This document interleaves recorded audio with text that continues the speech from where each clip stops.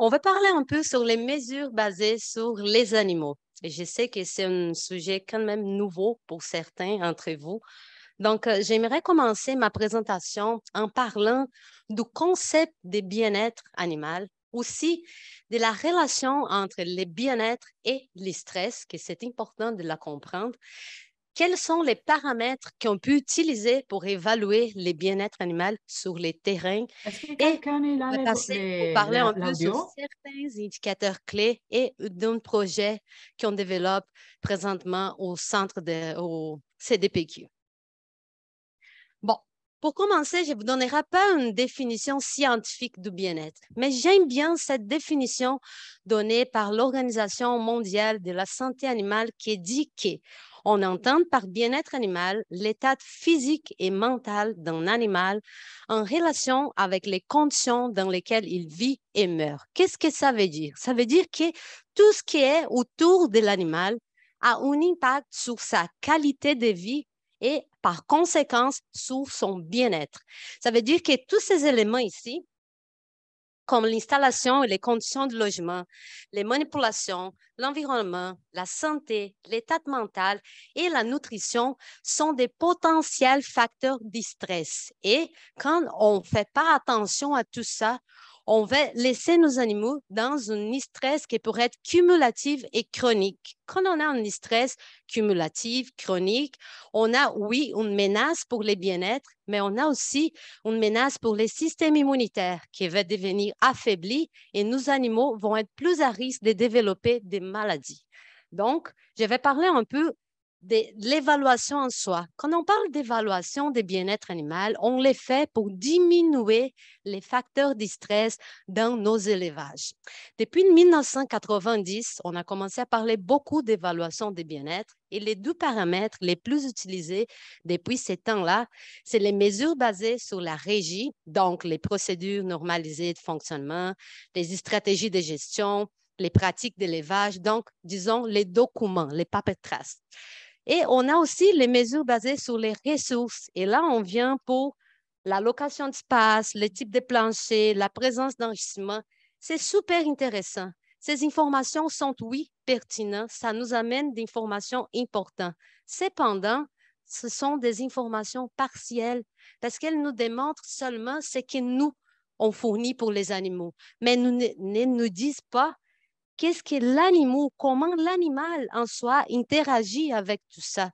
Ce sont des informations qui sont bien pour nous démontrer où est les risques des problèmes de bien-être, mais ça ne nous permet pas d'évaluer le bien-être, l'état réel des bien-être des animaux. Et c'est pour ça que lors des dernières 15 années, la science du bien-être a mis l'accent sur les mesures basées sur les animaux. C'est quoi ça? Les mesures basées sur les animaux, ce sont des mesures qu'on peut voir de façon individuelle, directe et en temps réel. Ce sont des mesures qui nous démontrent comment l'animal il interagit avec tout ça que nous, on lui fournit et il nous donne des réponses qui sont quantifiables. Donc, on dit que les mesures basées sur les animaux nous permettent d'avoir une idée du bien-être réel de l'animal et ça nous donne aussi une idée de son état physiologique, physique et mental, qui c'est très important. Pour les mesures basées sur les animaux, on a 5 catégories différentes. On a les mesures de performance, qui sont les paramètres zootechniques. On a les mesures de santé. On a les mesures physiologie. On a les mesures des comportements et les mesures post-mortem, comme la qualité de la viande et la carcasse. Bon, comme on a beaucoup de mesures dans chacune de ces catégories, nous, au Centre de recherche, mon Dieu, au Centre de développement du porc de Québec, on fait présentement en étroite collaboration avec les éleveurs de porc et l'industrie québécoise un projet dont l'objectif est valider, confirmer et démontrer l'efficacité des mesures basées sur les animaux. On a aussi l'objectif d'identifier des mesures qui sont les plus efficaces et aussi plus applicables sur les terrains. On veut savoir si les mesures qu'on utilise nous apportent vraiment l'information qu'on recherche. Ici, les mêmes mesures, elles peuvent être utilisées dans les différents stades de production. Donc, pour ce faire, on a On a pris 96 indicateurs de bien-être et ces indicateurs, on les a pris des 5 différents protocoles et programmes d'assurance qualité et bien-être utilisés par l'industrie porcine canadienne. Donc, dont on a les porcs bien-être, les Common Swine Industry Audit, on a les Welfare Quality, c'est très connu, on a les TQA et on a aussi les North American Meat Institute Audit Guide qui s'est utilisé pour la partie d'abattoir. Et comme je vous avais dit, c'est important de faire la mélange, c'est important d'avoir, oui, des mesures basées sur la ressource et les gestions, les mesures basées sur la régie et aussi les mesures basées sur les animaux, parce qu'on est capable de comprendre l'ensemble, tout ce qui se passe dans la vie de l'animal au moment dont on fait l'évaluation.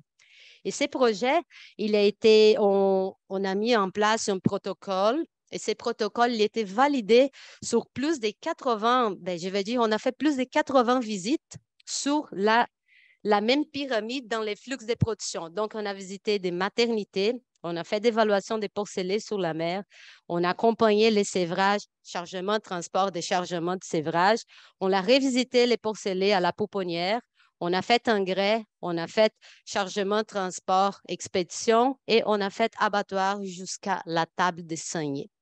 Au total, on a évalué plus de 29 000 animaux. C'est important de dire que ces chiffres ici que vous voyez, c'est le nombre d'animaux qui étaient évalués individuellement parce que nous, on fait des mesures directes.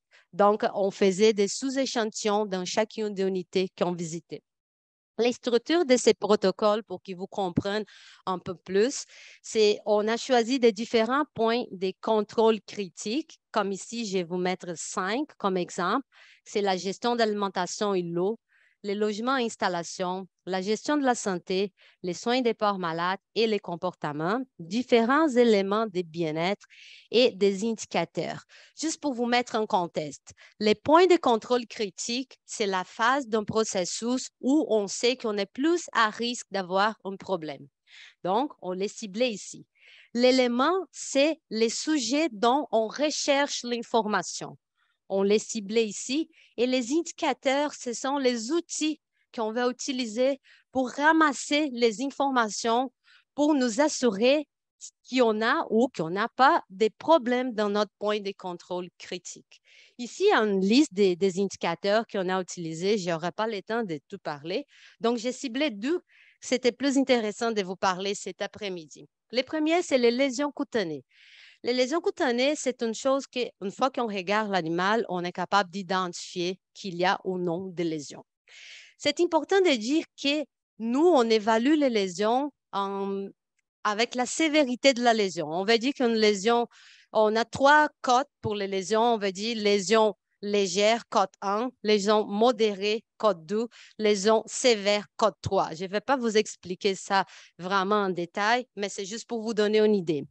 Mais c'est important de mesurer la sévérité, oui, mais on a remarqué aussi que l'endroit de la lésion, ça aurait être une chose aussi importante d'être prise en note lors de nos évaluations. Pourquoi? Parce que l'endroit de la lésion, il va nous parler qu'est-ce qui se passe dans le système. Il va nous parler, il va nous amener des informations si on a des problèmes sur les logements, sur la gestion de l'alimentation, sur l'interaction sociale ou même sur la dispute pour l'enrichissement. Comment? Lésions arrière, par exemple, c'est plus relié à des comportements sexuels ou d'animaux qui vont monter une sur l'autre. Tandis que les lésions au milieu et en avant, comme on voit ici et ici, ce sont des lésions reliées à des compétitions. Il y a quelque chose qui se passe. Comme je disais, les mesures basées sur les animaux nous permettent d'identifier les problèmes. Je l'identifié. Je ne sais pas si c'est par contre de la gestion de l'alimentation. Je ne sais pas si c'est des rétablissements pour la hiérarchie sociale ou c'est parce que l'enrichissement n'est pas fourni dans la bonne ratio. Mais je suis capable de voir qu'il y a un problème en regardant les porcs qui présentent des lésions. Et quand on parle de lésions cutanées, c'est important de dire que c'est une source de stress. Oui, ça va augmenter le niveau de stress. En augmentant le niveau de stress pour la compétition, on augmente la circulation des glucocorticoïdes, dont les cortisol qu'on connaît très bien.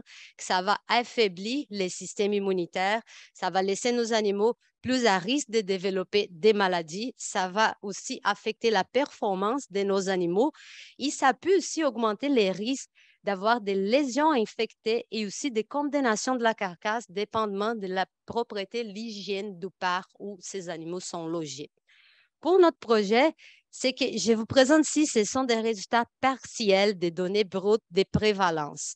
C'est intéressant que quand on voit, on regarde ici, les lésions 1, c'est la légère, 2, modérée, et 3, les lésions sévères. On voit que oui, les trouilles en gestation en groupe ont présenté quasiment 42% de lésions. C'était attendu. Pour l'engrais, on a remarqué quasiment 4%, mais ce que je voudrais vous en parler cet après-midi, c'est de la pouponnière.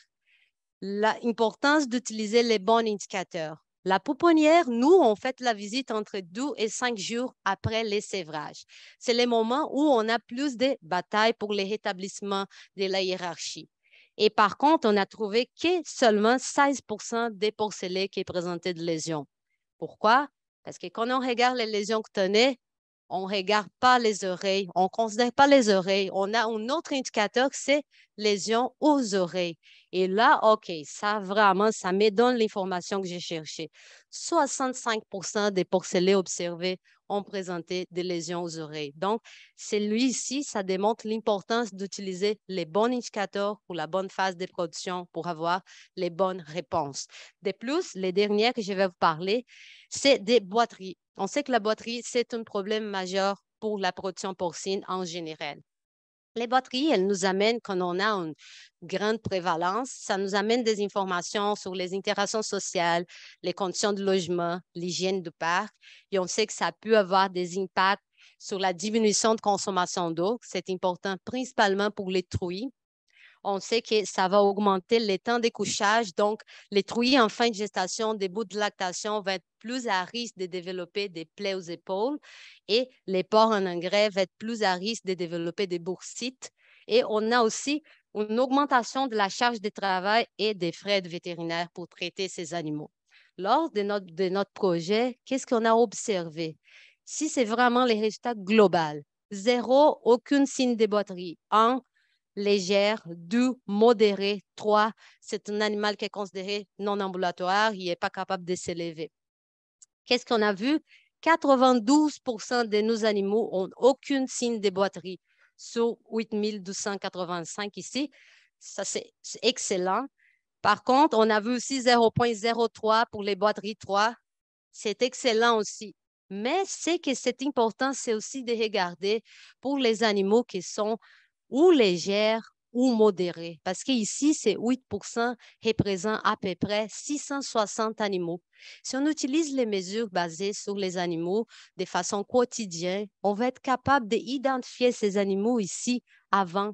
Et là, une boiterie 1, on ne va pas la laisser pour l'identifier seulement quand elle va être une boiterie 3. Donc, avec ça, je profite pour faire ma conclusion que les mesures basées sur les animaux, ça représente un outil très potentiel pour pouvoir être utilisé dans nos systèmes d'élevage.